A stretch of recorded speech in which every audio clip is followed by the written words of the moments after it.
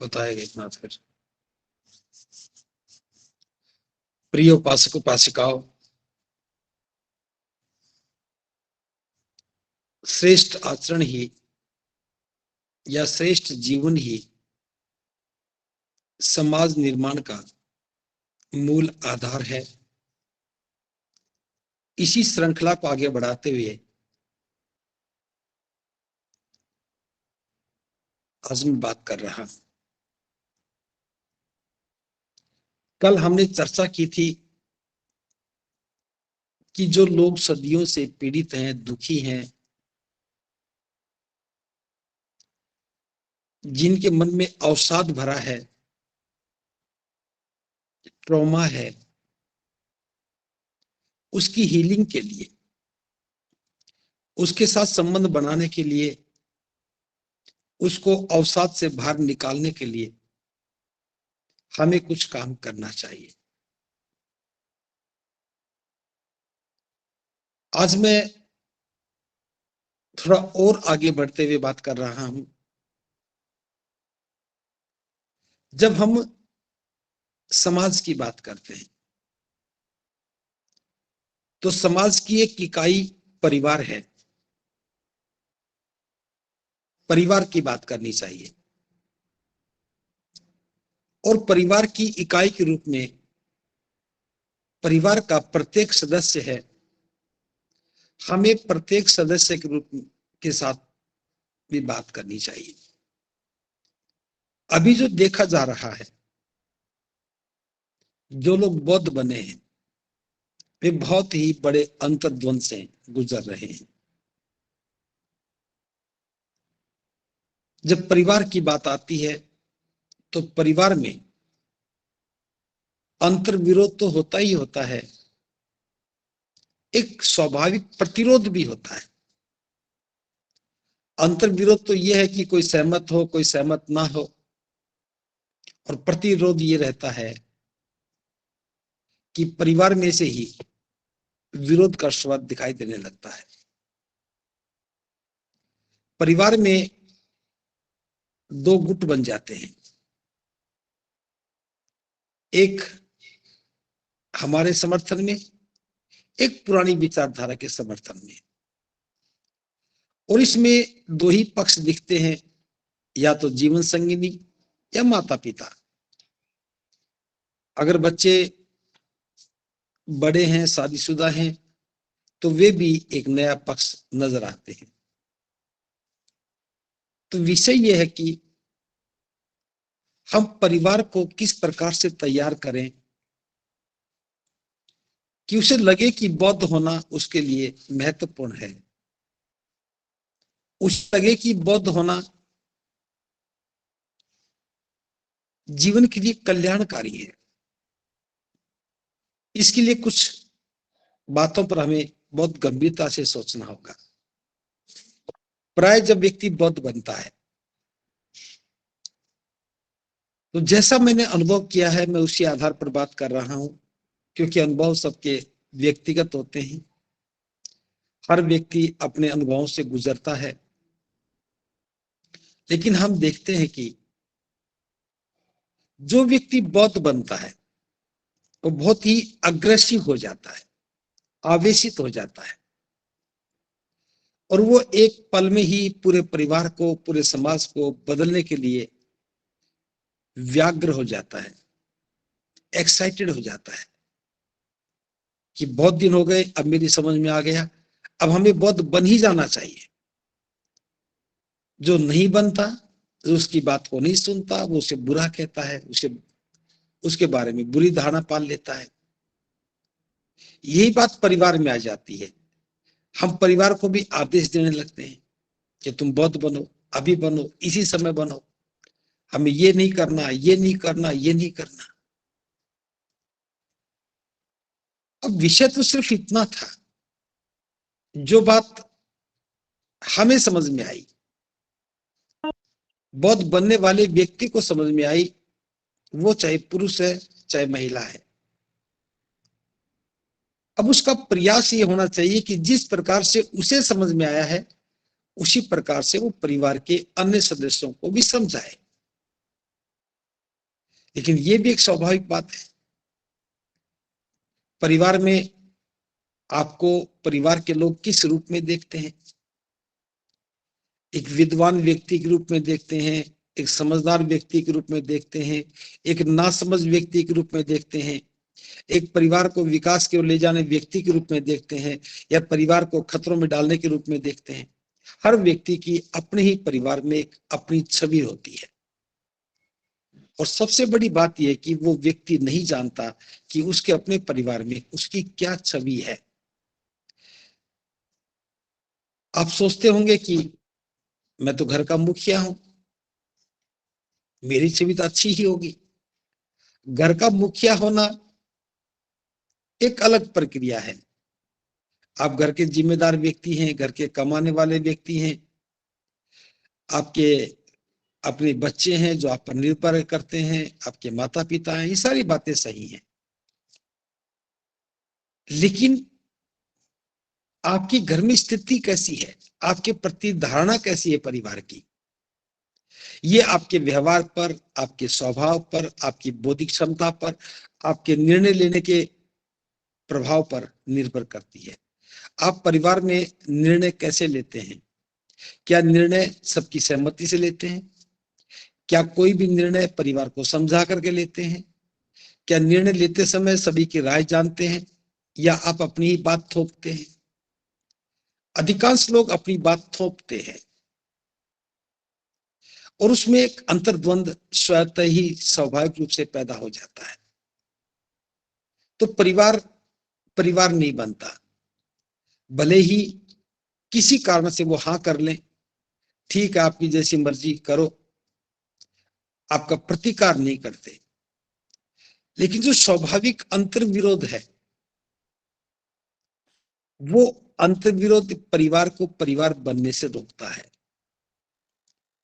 इसलिए हमें बहुत सारी बातों पर समझौता करना पड़ता है। जानते हैं ये परिस्थिति क्यों पैदा होती है? ये परिस्थिति हमारे स्वभाव से पैदा हुई है। कोई विचार यकायक मस्तिष्क में नहीं आता। मैं ये कहूं कि आज मैंने कहा और आप इसी समय रूपांतरित हो जाएंगे, ऐसा नहीं है।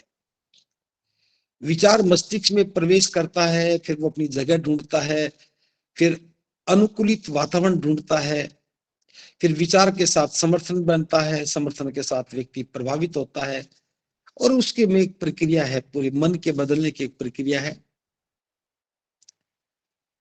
क्या परिवार उस प्रक्रिया से गुजरा है? जिस परिस्थिति में आप सुन रहे हैं, क्या उस परिस्थिति में आप परिवार को समझा सकते हैं? बस यही हम चूक करते हैं। अधिकांश लोग अपनी जीवन संगिनी को या अपने बच्चों को कार्यक्रमों में लेकर के नहीं जाते। वहां उन्हें सुनने का कुछ अवसर नहीं मिलता, और लोगों को देखने का अवसर नहीं मिलता। तो उन्हें लगता है कि नए मार्ग पर चलने से अनजाने खतरे उत्पन्न होंगे। उनके मन में एक डर का वातावरण पैदा होता है, और वो स्वाभाविक है। लेकिन यदि परिवार के सभी सदस्य इस प्रकार के कार्यक्रमों का हिस्सा बन जाएं, और वो साथ बैठकर सुने, साथ बैठ करके समझें, उस वातावरण में आए, बहुत सारे लोगों को एक साथ विचार से जुड़ता हुआ देखें, तो स्वाभाविक रूप से उनके मन में जो अनायास ही अंतर्द्वंद पैदा होता है, वो खत्म हो जाएगा। बहुत सारे जो मन में जिज्ञासाएं हैं, बहुत सारे मन में जो प्रश्न उत्पन्न होते हैं, उनका समाधान बिना पूछे ही मिल जाएगा। तो पहली बात तो ये कि हमें परिवार को अगर बौद्ध बनाना है, तो उसे भी इस प्रकार के वातावरण से जोड़े कि उनमें भी एक समझ पैदा हो, वे भी समझ सकें और बात को जान सकें। प्राय प्रत्येक व्यक्ति सोचता कि मैं अपने परिवार को समझा पाऊंगा, लेकिन ये पूर्णतः सत्य नहीं है। हर व्यक्ति अपने परिवार को नहीं समझा सकता। सबके समझाने का अपना एक सामर्थ्य है, सबके बात करने की अपनी शैली है। कई बार घर में जब बात करते हैं, बहुत ही शॉर्टकट में करते हैं। आप कहेंगे कि मैं आज वहां गया था, बंते जी को सुना, और मुझे लगा कि बौद्ध बन जाना चाहिए, बाबा साहब ने कहा है और मैं तो बौद्ध बनने का निर्णय ले लिया, अब आप भी फटाफट तैयार हो जाओ। स्वाभाविक रूप से आपने चंद शब्दों में जो बात कही है वे उनकी समझ से बाहर हो जाती है। ऐसे में आप अपनी बात तो कहें, लेकिन आप निर्णायक बात ना कहें। उसके लिए उन्हें अवसर दें, उन्हें लेकर के आए। अगर लेकर के नहीं आते तो परिवार में बुलाएं, किसी भिक्षु को बुलाएं, किसी उपासक को बुलाएं, कार्यकर्ता को बुलाएं, जो समझ जा सकता है उसको बुलाएं, और आप देखेंगे उसके परिणाम बेहतर आएंगे। मैं ये नहीं कहता कि एक बार में ही परिणाम आ जाएगा, हो सकता है कि समय लगे, लेकिन बौद्ध बनना एकदम से जरूरी नहीं है। एक परिवार को साथ में तैयार किया और परिवार बौद्ध बनता है, ये बात महत्वपूर्ण है। तो समाज को अगर हमें बनाना है तो सबसे पहले जो समाज की पहली इकाई है वो परिवार है, और परिवार की इकाई परिवार का एक एक सदस्य है। तो परिवार का प्रत्येक सदस्य स्वाभाविक रूप से तैयार हो जाए, उसके मन में एक भाव पैदा हो जाए कि बौद्ध बनना आवश्यक क्यों है। क्योंकि हर रोज जो हम अपमानित होते हैं, प्रताड़ना को सहते हैं, कदम कदम पर मनोबल हमारा टूटता है, बिना अपराध के हमें लांछन सुनने को मिलते हैं। बौद्ध बनने के बाद हो सकता है कि कुछ दिन तक संघर्ष का दौर रहे, लेकिन फिर हम गर्व से कह सकेंगे हम बौद्ध हैं। बौद्ध बनने के बाद जो मन में हीनता का और दीनता का जो विषाक्त बीजारोपण हो जाता है, बौद्ध बनने के बाद वो साफ हो जाएगा। बौद्ध बनने के बाद मन इन बातों को स्वीकार ही नहीं करता। तो बिना बौद्ध बने जो दीनता हीनता का वातावरण मन में था, उससे हमें निजात मिलेगी। और बुद्ध के धर्म को हमें इसलिए भी स्वीकार करना चाहिए, परिवार को बता देना चाहिए कि हम अज्ञानता से मुक्त हो जाते हैं। बुद्ध ने जो हमें दुख मुक्ति का मार्ग दिया है बहुत अद्भुत है, उनकी खोज अद्भुत है, हर समस्या का समाधान है। जीवन को मूल्यवान बनाने के लिए जीवन के मापदंड है। प्रत्येक व्यक्ति के जीवन का लक्ष्य परम सुख पाना है, तो अष्टांगिक मार्ग जो तथागत ने खोज करके निकाला है, उस अष्टांगिक मार्ग पर चलते हुए हम परम सुख को पा सकते हैं। और प्रत्येक व्यक्ति के लिए बुद्ध बनने की संभावनाएं भी हैं, अगर कोई व्यक्ति ठीक से प्रयास कर सके तो। बुद्ध से दूर रह करके शब्द हमारे पास होते ही नहीं। बुद्ध से दूर रह करके बस एक ही विचार रहता है कि हम मांग लेंगे और कोई दे देगा। ऊपर वाले से मांगेंगे, प्रार्थना करेंगे और वो हमारी प्रार्थना सुन करके हमें सुख देगा, खुशियां देगा। लेकिन बुद्ध ने मांगने के लिए नहीं कहा, बुद्ध ने तो बिना मांगे ही दे दिया कि ये दुख मुक्ति का मार्ग है, ये सुख प्राप्ति का मार्ग है, ये जीवन को श्रेष्ठ बनाने का मार्ग है, ये बोधिसत्व बनने का मार्ग है, ये बुद्ध बनने का मार्ग है। जिस पर चलना चाहो स्वतंत्रता से चलो। और इस मार्ग पर चलने के लिए किसी कर्मकांड की आवश्यकता नहीं, बस मन को जागृत करना है, मन को संकल्पित करना है और मन को एक उच्च पराकाष्ठा पर ऊंचे आदर्श पर स्थापित करना है।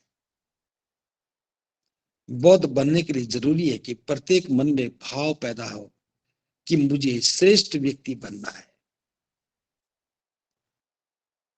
मुझे श्रेष्ठ व्यक्ति बनना है, मुझे महान बनना है। मेरा जन्म ही महान बनने के लिए हुआ है। मुझे श्रेष्ठ मार्ग पर चलना है, श्रेष्ठ जीवन पथ पर चलना है और मुझे अनंत लोगों के कल्याण के लिए काम करना है। निब्बान प्राप्ति ही मेरे मन का, जीवन का उद्देश्य है। जब हम उच्च पराकाष्ठा की बात करते हैं,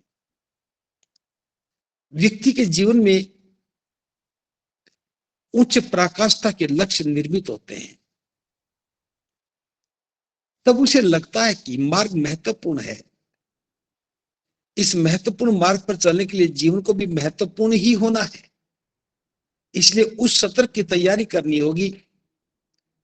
और इस प्रकार से ऊंचे मनोबल के साथ जब परिवार के लोग समझने लगते हैं तो फिर कोई अंतर्द्वंद प्रतिरोध नहीं होगा, फिर यही होगा, आप ठीक मार्ग पर चल रहे हैं, चलो हम भी आपके साथ चलते हैं।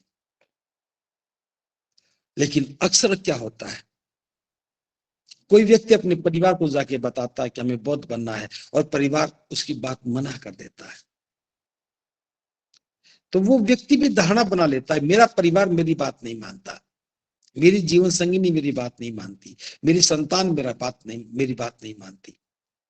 और हम एक दुराग्रह से, पूर्वाग्रह से पीड़ित हो जाते हैं और हम उन्हें अपने प्रतिद्वंदी के रूप में देखते हैं। बौद्ध बनने में ये सबसे बड़ी एक बाधा है, हम अपने परिजनों को अपने प्रतिद्वंदी के रूप में देखते हैं। तो सबसे पहला काम, हमें परिवार को बौद्ध बनाने के लिए अपने करुणा और मैत्री के व्यवहार के साथ ये सोच करके कि मेरा परिवार है, मेरे सहयोगी हैं, मेरे दुख सुख के साथी हैं, मुझ पर आश्रित हैं, मेरी सुरक्षा है, मेरा सम्मान है, इनको किस प्रकार से मानसिक रूप से तैयार करूं ताकि मेरी ताकत बन सके। और आप प्रयास कीजिए, कोई बाधा हो तो सहायता मांगिए, निश्चित रूप से हम कामयाब बनेंगे। जब परिवार इस भाव में तैयार हो जाएगा, हर सदस्य कहेगा कि मैं बौद्ध हूं, तभी हम जाति जैसी महामारी से, अज्ञानता अंधविश्वास से, कुपोषण से, गरीबी से बाहर निकल पाएंगे। क्योंकि ये बीमारी नहीं, ये महामारियां हैं और ये जन्म जन्मांतर से हैं, ये परंपरागत पीढ़ी दर पीढ़ी चली आ रही है। तो इसका नाश करने के लिए, इसको खत्म करने के लिए, इसे मुक्ति के लिए हमें एक ऊंचे मनोबल के साथ काम करना होगा।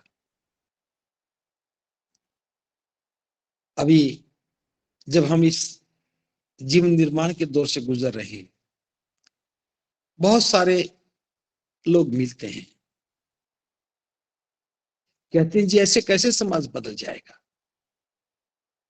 कितने लोगों ने प्रयास कर लिया, कैसे समाज बदल जाएगा, बौद्ध समाज कैसे बन जाएगा, पुरुष तो ऐसा करते नहीं, महिलाएं तो ऐसा करती नहीं, बच्चे तो ऐसा मानते ही नहीं। चारों ओर एक ऐसा वातावरण निर्मित हो गया है कि परिवर्तन की संभावनाएं लोगों को धूमिल नजर आ रही है। लेकिन धम्म भूमि का जो मार्ग है, ये जीवन कल्याण का मार्ग है, किसी को कुछ छोटा बनाने का नहीं है, किसी से कुछ छीनने का नहीं है, किसी को कुछ रोकने का नहीं है। ये तो जीवन को श्रेष्ठ बनाने के मार्ग पर स्वयं के प्रयासों से आगे बढ़ने का काम है। और जब हम परिवार का निर्माण करेंगे तब फिर हम समाज की ओर आएंगे। तो जिस प्रकार से हमने परिवार को तैयार किया,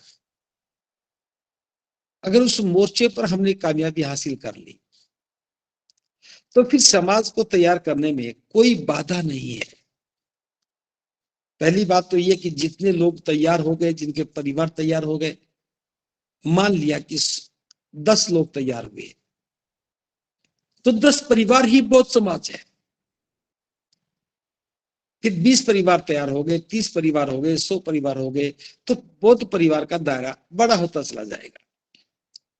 अब क्या कहने मात्र से बौद्ध परिवार हो गए, बौद्ध समाज हो गया? नहीं, बौद्ध परिवार है, परिवार बौद्ध है, इसलिए सभी लोग इकट्ठे होते हैं तो फिर वो परिवार समाज बन जाते हैं। समाज बौद्ध हो गया, अब हमें क्या करना है? अभी तक हमने समाज के निर्माण के लिए कोई काम नहीं किया। जिस समाज में हम रह रहे हैं इसका किसी ने निर्माण नहीं किया, इस समाज को किसी ने डिजाइन नहीं किया। सैकड़ों वर्षों के निरंतर प्रयासों से धीरे धीरे समाज का स्वभाव निर्मित होता है। सैकड़ों वर्षों से समय समय पर होने वाले बदलाव समाज को प्रगतिशील बनाते हैं। उदाहरण के लिए देश में भारत के लोगों की अपनी पोशाक थी, पहनने के अपने सलीके थे। धोती कुर्ता यहाँ का पहनावा था, सिर पर पगड़ी बांधने की परंपराएं थी। महिलाओं का पहनावा भी हर क्षेत्र में अलग अलग था। लेकिन जो ही शिक्षा का दौर शुरू हुआ, अंग्रेजों के आगमन के बाद जो लोग शिक्षित होने लगे, नौकरियों का दौर शुरू हुआ, कार्यालय में बैठकर काम करने लगे, संचार साधनों का प्रवेश हुआ, तो लोग स्वतः ही बदलते चले गए। पूरे भारत में भारत की पोशाक पहनने वाले लोग आज बहुत ही उंगली पर गिने जाने योग्य रह गए हैं। महिलाओं के परिधान में भी बहुत बड़ा बदलाव आ गया और विशेष रूप से जो लड़कियां महाविद्यालय विश्वविद्यालय में पढ़ने लगी हैं, उनकी जीवन शैली में भी बड़ा बदलाव आ गया। तो ये जो परिवर्तन है, ये ग्रेजुअल है, ये निरंतर है। कब कोई नई परंपरा आ जाती है, पुरानी लुप्त हो जाती है, कब नए नए विचार आते हैं, पुराने चले जाते हैं। तो ये समाज हजारों साल के प्रयासों का परिणाम है। लेकिन हम जो बात कर रहे हैं बौद्ध समाज के निर्माण की, हम बौद्ध समाज के निर्माण की प्रक्रिया को सैकड़ों या हजारों सालों पर नहीं छोड़ सकते। हमें समाज का एक डिजाइन देना है, हमें समाज की एक आकृति बनानी है, समाज का एक स्वरूप बनाना है, समाज को एक मॉडल के रूप में प्रस्तुत करना है। तो उसके लिए हमें योजना बनानी होगी। जैसे बौद्ध समाज के लोगों को एक भाईचारा निर्मित करने के लिए क्या करना चाहिए, बौद्ध समाज के लोग आपस में परस्पर मिलजुल करके कैसे रहें, इसके लिए हमें क्या करना चाहिए। यह मैं थोड़ा सा समझाने के मकसद से बात कर रहा हूं। आपको याद होगा एक बार अजातशत्रु ने सोचा कि मैं वज्जियों पर आक्रमण करूं, मेरे पास शक्तिशाली सेना है, मैं वज्जियों की सेना को हरा सकता हूं, उनकी शक्ति को चकनाचूर कर सकता हूं। फिर भी सोचा कि मुझे युद्ध करने से पहले तथागत से परामर्श लेना चाहिए।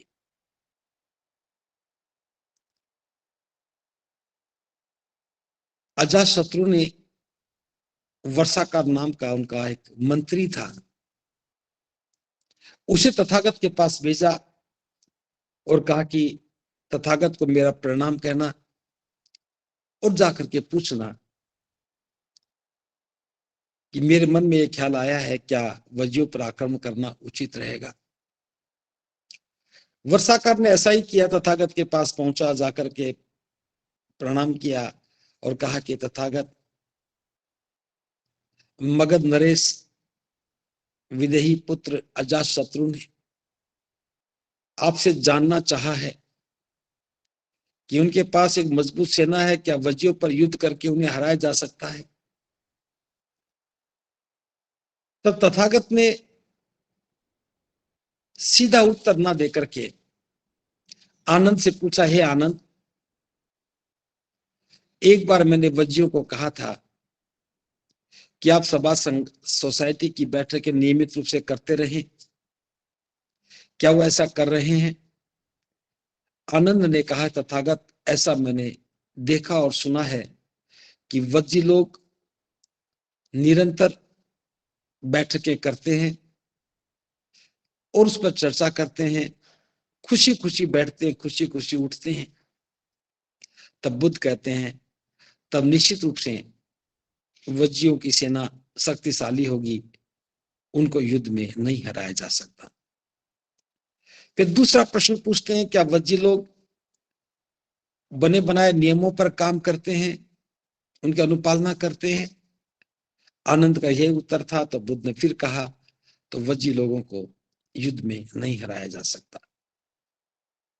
इस प्रकार से तथागत ने 8 बातें पूछी। हर बार आनंद का यही उत्तर था कि वज्जी लोग नियमित रूप से ऐसा करते हैं, ऐसा मैंने सुना है। तब तथागत कहते हैं, तो फिर वज्जियों को युद्ध में नहीं हराया जा सकता। मैंने उन सारी 8 बातों का जिक्र यहां नहीं किया है, समय का ध्यान रखते हुए।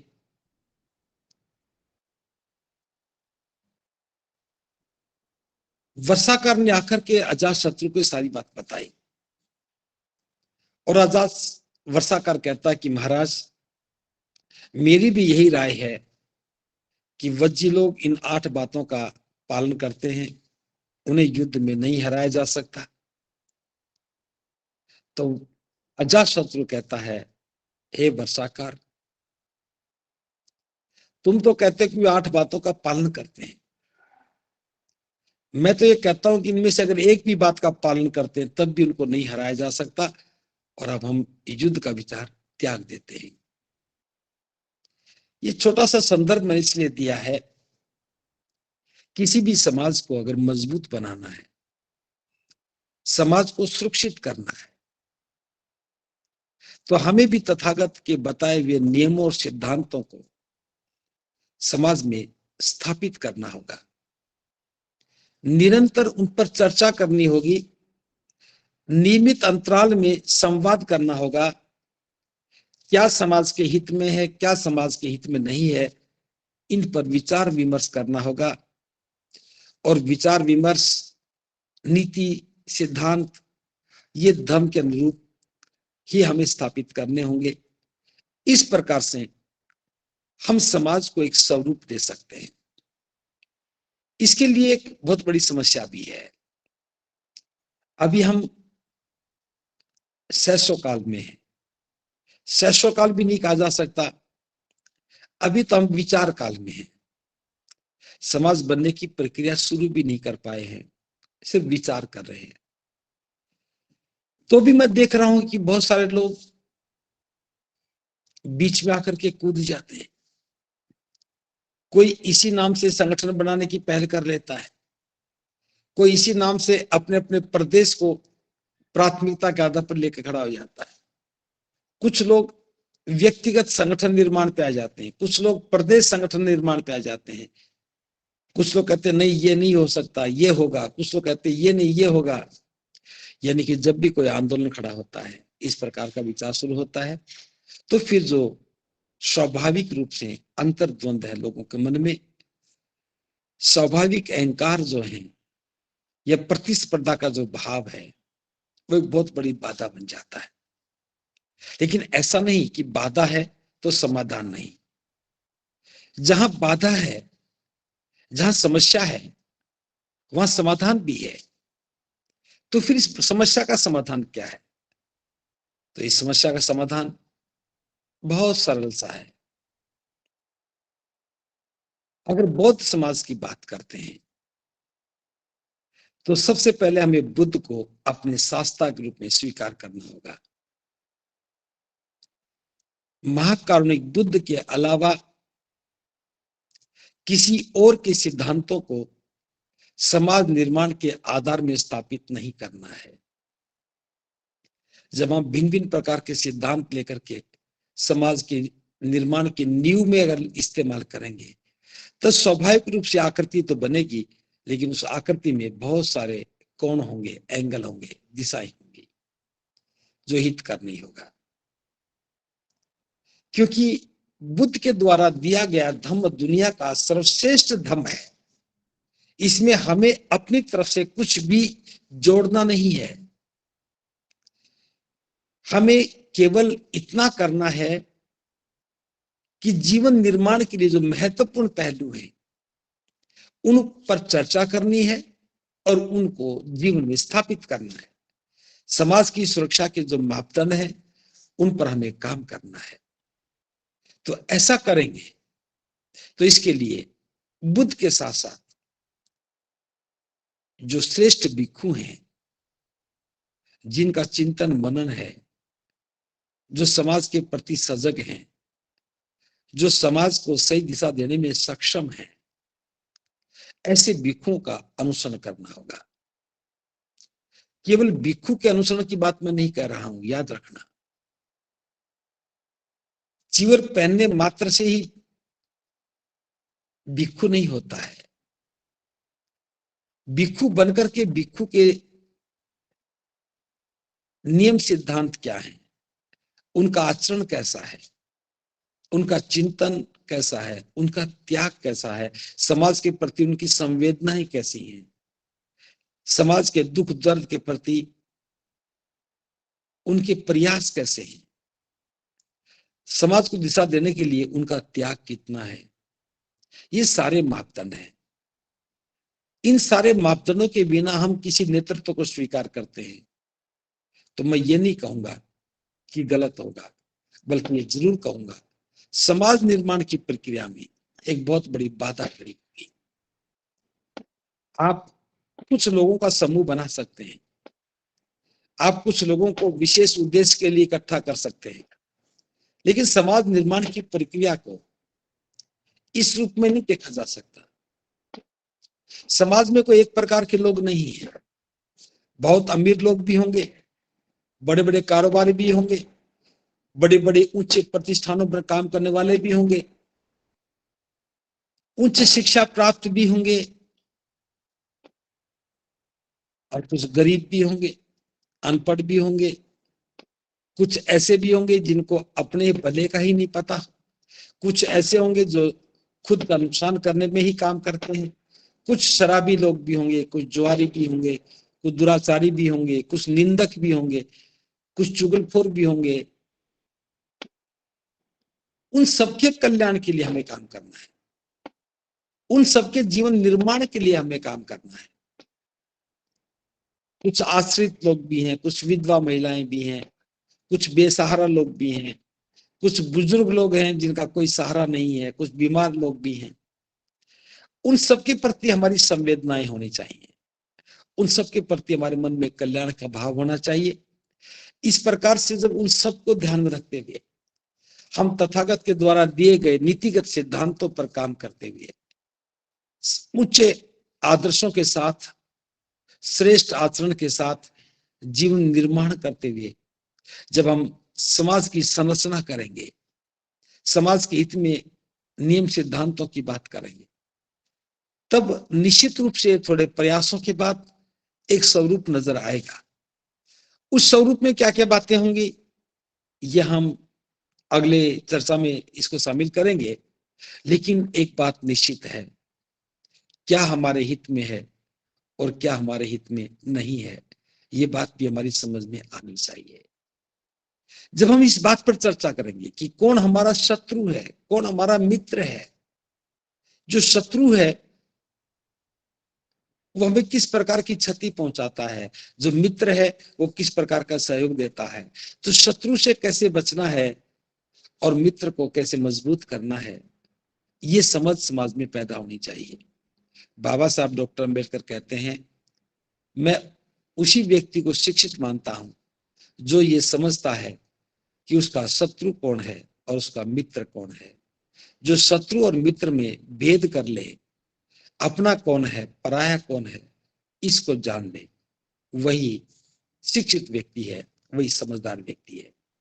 तो सबसे पहले हमें समाज में एक समझ पैदा करनी है।